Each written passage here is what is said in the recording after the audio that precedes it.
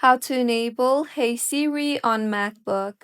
Hello everyone, I am Vishaka and welcome to our channel. Now let's get right into the tutorial. Firstly, go ahead and open System Settings on your device and you will see the option for Apple Intelligence and Siri. Tap on that and then make sure the toggle button for Siri under the Siri Request tab is enabled, and if not, then go ahead and enable the Siri toggle button. Also, make sure to set the Listen For drop down to Hey Siri or Hey Siri. Your Mac might ask for microphone access, so tap on the Allow option if prompted.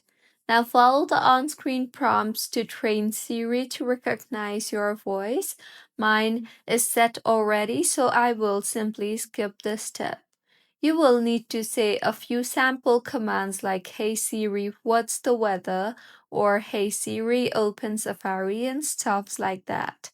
Now, try it out and simply say Hey Siri followed by your command and your Mac will respond to it.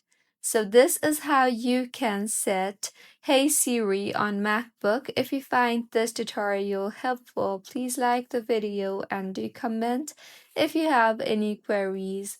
Also, do subscribe to our channel for more helpful tutorials like this. See you on the next one.